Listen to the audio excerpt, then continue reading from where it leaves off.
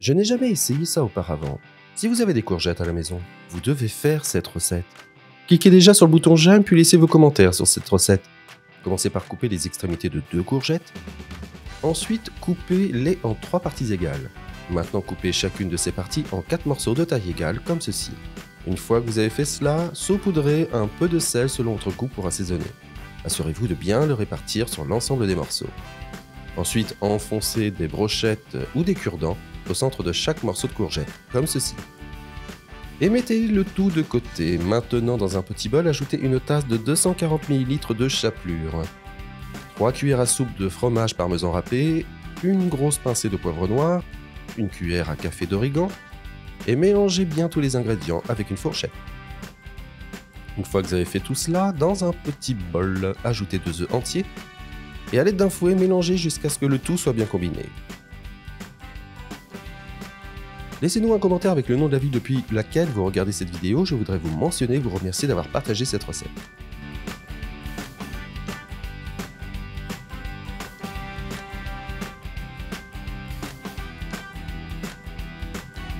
Une fois que vous avez fait tout cela, dans un autre petit bol rempli d'une tasse de farine de blé, commencez par enrober les courgettes.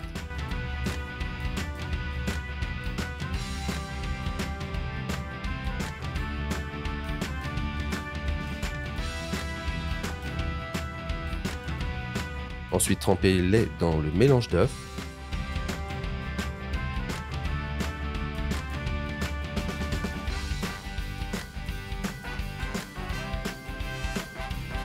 Et enfin, enrobez-les dans la chapelure assaisonnée. Répétez ce processus jusqu'à ce que vous ayez utilisé toutes les courgettes. Si vous êtes arrivé jusqu'ici, cela signifie que vous aimez la recette, alors cliquez sur le bouton partager et faites des j'aime partout avec vos amis. Ça ne vous coûtera rien, mais pour nous, cela fera toute la différence.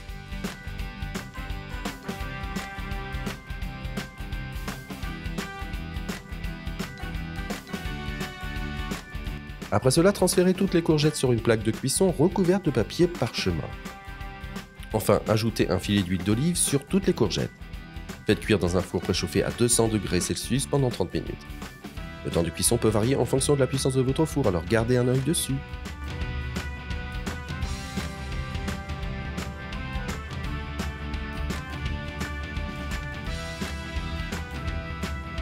Cette recette est prête, vous pouvez maintenant vous servir avec la trempette de votre choix et la déguster bien sûr. J'espère vraiment que vous aimerez cette recette. Maintenant je vais retourner dans la section des commentaires et continuer à répondre à tous ceux qui m'ont laissé le nom de leur ville.